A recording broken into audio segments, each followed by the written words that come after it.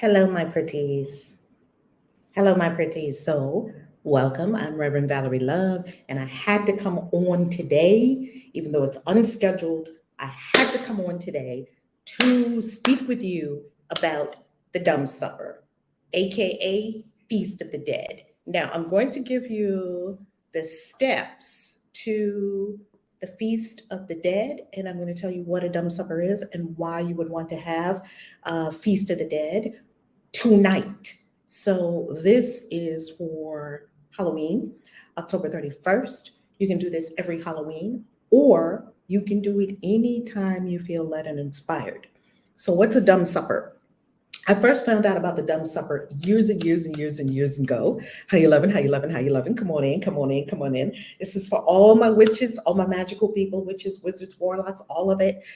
This is our magical peeps. So we are streaming live on the Christian Witches YouTube channel, the Christian Witches Facebook fan page, and the Reverend Valerie Love YouTube channel. Please connect with the channels. Hey, Aurora Day, how you loving? Mwah. I just finished filming an incredible podcast episode. I've been having an amazing day after we did ACIM this morning. Oh my goodness. Come on, Jared. You're on like wolf. Oh my goodness. I'm so happy you're on. Oh, you're on the clock right now. But hey, it's all good. You can come back to it after you're on the clock. I was live this morning, and then this morning I had the opportunity to speak with, this afternoon I had the opportunity so far to speak with one of our new witches coming into the initiation program in 2023. Be sure you hop over to christianwitches.com.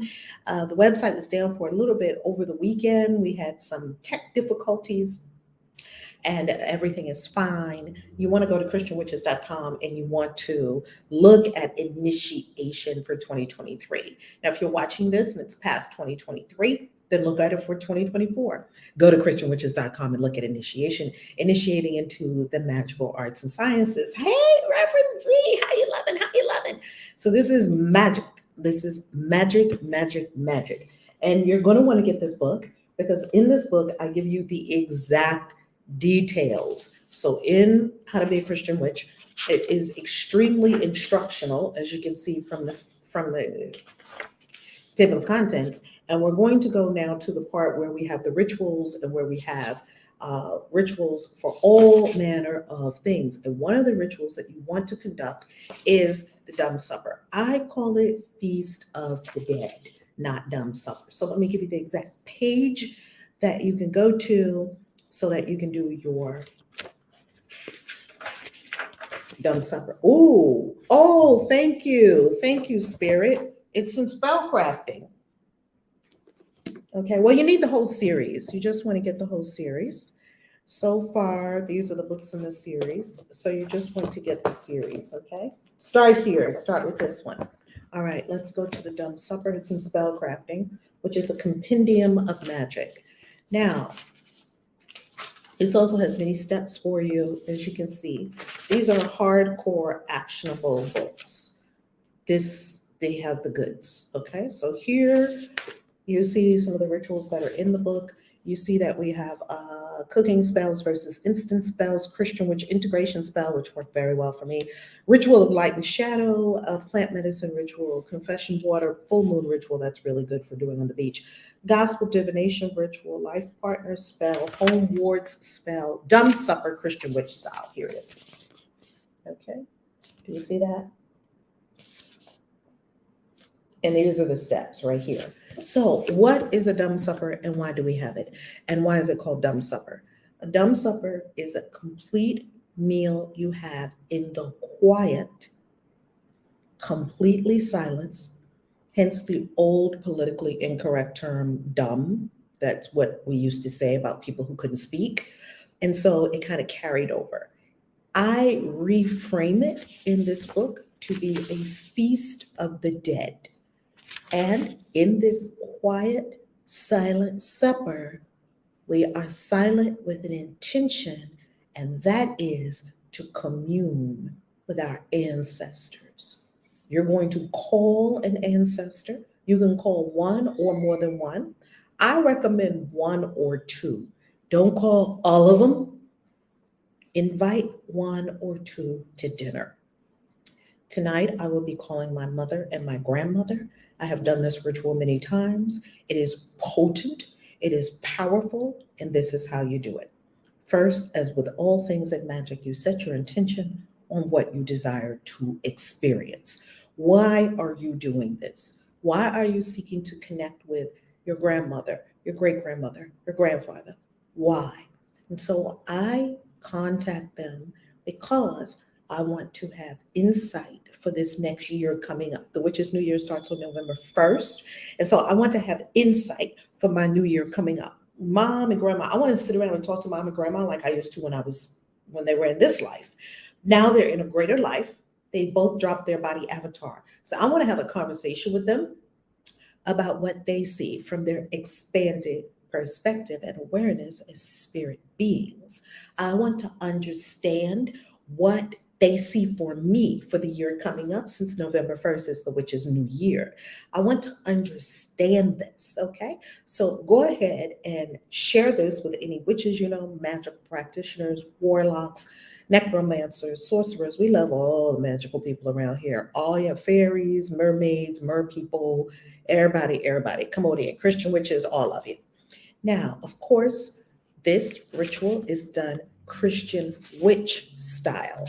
Yet, I learned it from a group of witches, and the witches that I learned it from are the witches of the, they have a meeting every month, and their monthly meeting is called the Most Excellent Order of the Black Hat. Well, I went to many classes and workshops with Granny Moon and the witches there. Hey, Granny Moon, and all the witches at the Most Excellent Order of the Black Hat. When I lived in Maryland many years ago, and I would love going to their spot, this beautiful medical physical store, and we would have these meetings. And that's when I found out about the dumb supper. I had never heard of it before. All these witches had done it. They had done it many times, and they had all experienced profound sightings, spirit messages, all of that from the dumb supper. It's basically a seance with a meal, basically. Yet it has some parameters and it has some specifics that you want to pay attention to. First, because it's a meal and you are inviting your family to the meal. City Love University, how you love it. Value you pour into the world is amazing. Thank you forever. Mwah! Hugs and loves. Thank you. God bless you. God bless you real good. So you are inviting your ancestor. This is anyone who's crossed over. It could be a mother, a father, a grandmother, a grandfather, whomever, aunt, uncle, someone you were close with. You are inviting them to a meal with you tonight.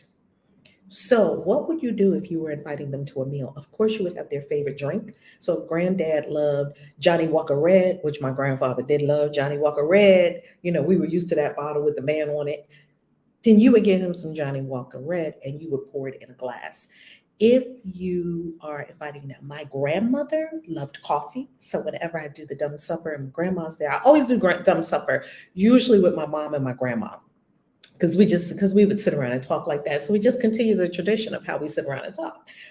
Well, my mom loved wine, sweet red wine, and my grandmother loved coffee. My grandmother was a teetotaler. She didn't drink wine. So I'm going to have a place setting for me, a place setting for mom, a place setting for grandma. Grandma's place setting at the table, you set it a full table, just like you're doing dinner for someone. They're going to come. Now, what is very important when you set this table after setting your intention, I'm giving you the Cliff Notes version because you can even get the ebook version of spell crafting and you can have the ritual today, okay? Right away. When you set the table, you set their place setting the reverse, the mirror of yours. So if your cup is on the right, you put their cup on the left. You make it a mirror image of yours. So you look at yours and you hold up a mirror, and that's how you set their table. All the transparents, I call them transparents, the invisible ones, the great beyond ones, they are going to be coming from spirit realms, and spirit realms is a mirror of the earth plane. It's mirrored. So You set their table, place setting there. It's a full meal. Flowers. Now you're going to also set an altar. Besides setting the table where you all will eat, you're going to eat a meal with your ancestors or ancestor or someone you just want to talk to on the other side. You just want to get in touch with them. In the way that you are going to anchor to wherever they are in spirit realms, because if you're going to go find a spirit, you got to know where they are and how to reach them. And you've got to have a conduit, a way to reach out to that spirit and touch. Reach out and touch somebody's hand. Come on, Diana Ross. I know that's right. She's not gone. She's still on this side of the veil. So what you're going to do is you're going to construct an altar. The altar has on it the picture. So I'm going to get a picture of grandma. I'm going to get a picture of mom. Now, if you don't have a picture right handy, you're going to put some representation of mom, some representation of grandma, some representation of Uncle Bob, whomever you are calling. So as you're constructing this altar with your intention, you're praying. Of course, I give you all the steps in here. I'm giving you the short version now for this, so you can go do it, okay? You're praying, you're setting the altar, you put their pictures, you have their things that they love on the altar. You could put flowers on the altar. You're intuiting into spirit realms as to where they are, and they're seeing, oh, there's my picture, and there's my this, and there's my that. You're calling them.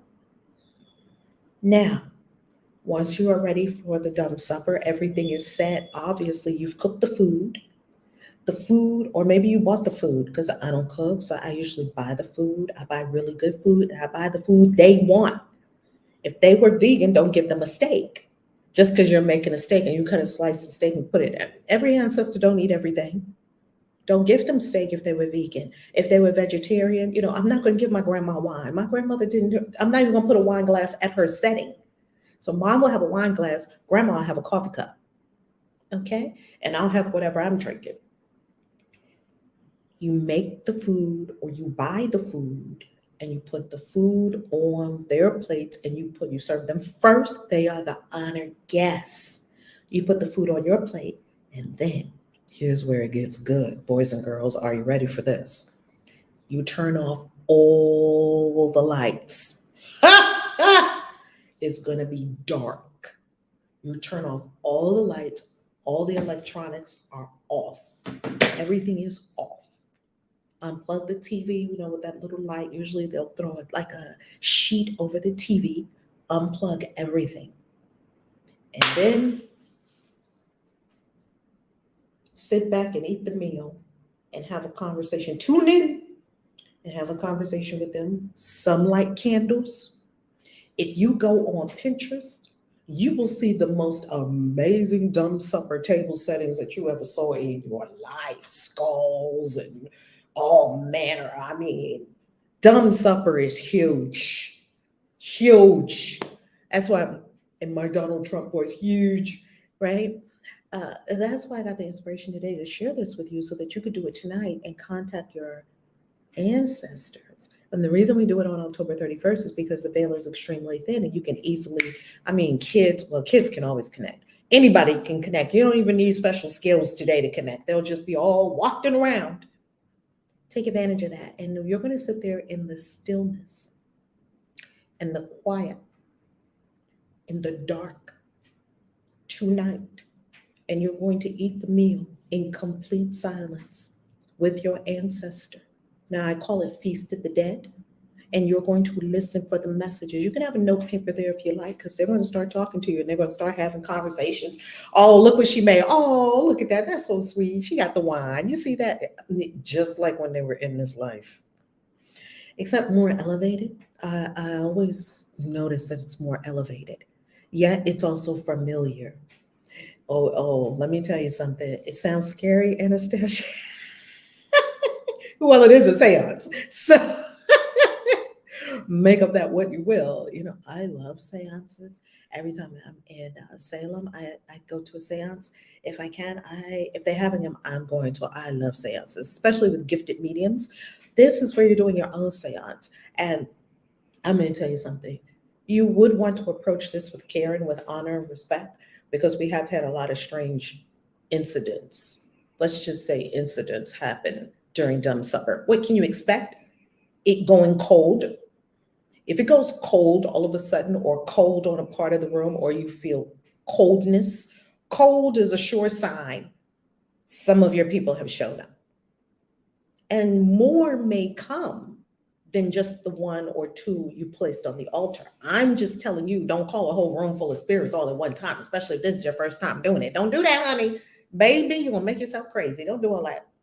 One is good. Call mama, because mama's probably going to come. All right, let me take care of my child. You're always going to be safe calling your mom, unless you and your mom have some really a whole lot of stuff you haven't really worked through. It would be traumatizing for you. It's probably not traumatizing for mom anymore because she's on the other side. She has expanded awareness. She's a spirit now. She's not the same. So you're going to find cold. That's one thing that you could find happens. Extreme cold, extreme changes in temperature, frost. You may even see frost on things. Sometimes the TV blinks on and off.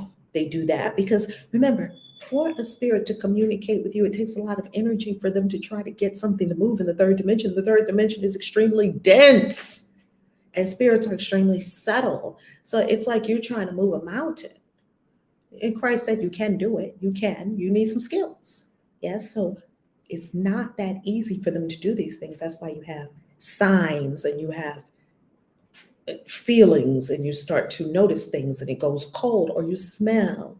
The smells will come, which is clear cognizance, clairsentience, clairaudience, clairvoyance. There's one for the nose too. It's your olfactory sense. It's clear olfactory senses. Gonna call a husband. He passed this January 3rd.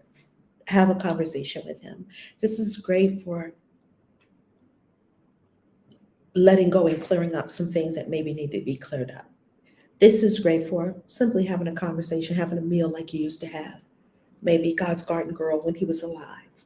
Make his favorite food. He'll come. Oh, he'll be talking too. He'll be talking all about what's going on in other realms. He'll be talking about other people. Oh, he'll be talking. Some other things you may notice, in addition to the cold, in addition to the smells, notice the scents. You might smell something that grandma cooked or her perfume. And in addition to the technology flickering, or you won't have lights on, lights won't flicker in, like a technology, something like that. You could also have candle flickering. That's very common, very common. And it seems like spirits have an easier time flicking candles than flicking lights. I don't know. It could be an electrical thing versus, different ways that energy is expressing. I'm sure Jared knows exactly what that is all about. So call your people, call your child, call, if you have a child that passed on, call them, welcome them, tell them you just want to pour love on them. You may not be seeking for your child to give you information. You may be seeking to pour love. You can do so much work with people post-mortem. You would be amazed. They don't have to be in this life for you to contact them, or for you to make amends, or for you to show your love, share your love, express your love, or just to sit around and shoot the shit. You don't have to all be in the same dimension, because you're a multidimensional being. You exist in all dimensions at the same time. Therefore, you have the ability to connect with any and all spirits in any and all dimensions. You have that ability. Lastly, once it's all said and done, you feel the presence. Sit there, sink into it. Feel the presence. Close your eyes, pray, say your words, whatever you'd like to say. And once you get into the meal and you begin eating and you begin feeling, it gets crowded in there, right? Sometimes. And sometimes people have a group dumb supper. That's how the witches would do it. Let's say it's 5 or 6 witches, and they're each calling 1 or 2 of their people. Then you might have a great big table, 12 place settings, right? Like a feast. So that's why I call it Feast of the Dead. Now, and dead is not a completely accurate term. We simply say dead so you can understand that these are people that are in another dimension that used to be here. Now, How do you end this? Wrap it all up. And once again, all the steps are right here. And how to be a Christian witch. And also you want to get magical prayers for the Christian witch. And you also want to get how to be a Christian witch, and this is spell crafting for the Christian witch. All the steps for this ritual is in spell crafting. Okay. Now, how do you wrap it up? When you wrap it up, do not throw away the ancestor food. You'll have a plate here, you'll have a plate here. If I, like in my case with my mother and my grandmother, some of it may be gone, some of it may be missing. I don't throw away the ancestor food. What I do is usually I leave the place setting for a while, just like we used to do when we were, sitting around in the kitchen. We didn't used to just jump up and do everything right there. We would be talking for a while and chilling.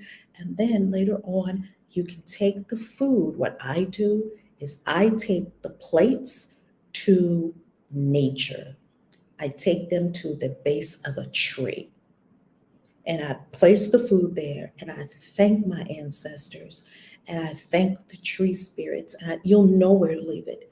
You go into nature and you will know where to offer the ancestral food. I never throw it away. Do not throw that food away. Do not throw the wine or the coffee away. Take it to a place of nature. Pour it out. You have communed over this food. You have prayed over this food. You have had a seance over this food. This is not normal food. Then you have your notes and you want to just reflect on the next, let's say, week, 2 weeks, months, year about what they said about the experience. It's profound, I promise you. Have your dumb supper today. Throw away the ancestor wants to study the relationship between Eve and the serpent in the Garden of Eden. Do you have any thoughts about this? Interesting. I'm going to tell you something really strange about Eve in the Garden of Eden and the whole Adam and Eve stories. You want to read, this is what you want to go to. You want to go to pseudepigrapha.com. I'll put it in the chat since this is all about dumb supper. And I would definitely, pseudepigrapha.com. I'll put it in the chat. And I would definitely answer that question in another conversation. This conversation, well, I'll make a video about that.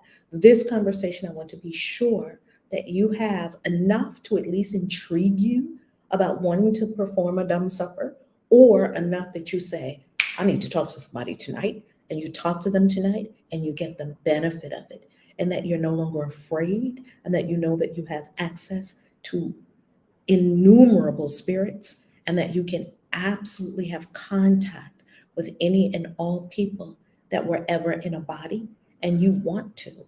If you're a Christian witch, you know you can have a dumb supper with Daniel, with Moses, with Jesus. It doesn't have to be an ancestor. You can choose anyone you'd like to have a dumb supper with, anyone who had a body and dropped their body, and now they're available for you to have this conversation with. Aurora Day, what if you have no one in your family to call? Could you invite those you admire? Absolutely. What about Maya Angelou? I would definitely ask Maya Angelou. And the only thing is, not all spirits want to come here and have a meal with you.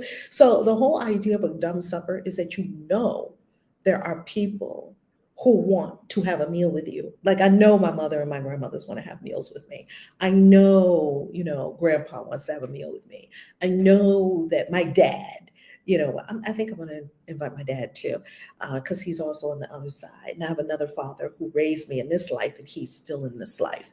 So you want to invite people. There's also the aspect of it that, this is all subtle. And no rules. I don't like dogma and hard and fast rules. I like, witchcraft and magic is uniquely your own. You get to do your thing. So Penny, if you're just joining us, you will love it, because when you go through this video, you are going to find out all about the dumb supper and you're going to love it. I promise you. And this is exactly the day to do it. I just love you and your energy. Mwah! Thank you, Tana Jean. Thank you for that. Thank you. I love it. And what you're also going to find out when you do call people is make it a heart-centered approach. Do divination on who to call. Write out, if you have 5 people in mind, Write their names on a piece of paper and flip a card for each one. Shuffle, shuffle, shuffle, pray, pray, pray. Set your intention. Who am I to speak with? What would be the best person to connect with on the other side as you're shuffling? What would take my life up? We're not just here doing some superficial shock and awe. We're not just doing this because we don't have anything else better to do on Halloween night. We're not just doing this because we just want to see some things happen. We're not sensationalists. We're magicians. We're witches. We're sorcerers. We're wizards. We're warlocks. We do things for a purpose and an intention. So, what's going to move the needle? What's going to take your life higher? What's going to help you overcome some block that you've had? What's going to put more money in your business? What's going to give you a better way to speak to your clients, a better way to read client? If you're a tarot card slinger, how can you be a better tarot card slinger? We're doing this for a purpose. So shuffle your cards, and flip a card for each of the 5 people that you consider thinking. Do divination on it. Put the 5 names there, or pull your pendulum. I keep a pendulum right on my desk. See, right here with my pen, there's a pendulum in here. I'm a witch, so we have to pendulum things, right? Put the pendulum over each person's name. This one, yes or no. This one, yes or no. This one, wow, this is saying yes to this. Wow, it loves this broadcast. Thank you, pendulum. This is my yes. So, okay. So use your pendulum. Use divination. Divination literally means the mind of God. I got this in Sedona. If you'd like to come with us to Sedona, we'll be there again in December for this winter solstice. Go to christianwitches.com and click on events. And when you go there, when you come with us to Sedona, you are going to see the robing ceremony of the brand new witches who are being initiated. You can love it. Of course, you can't come to the initiation. You can definitely come to the robing ceremony. Plus, we have classes in Sedona for the Mystery School where we're going to be teaching all about angels and demons, how to get rid of demonic spirits, what are the angel magic, and what are the angelic powers when it comes to casting out negative spirits, negative entities, negating spirits. Our students in the Mystery School love angels and demons. It's one of our favorite things.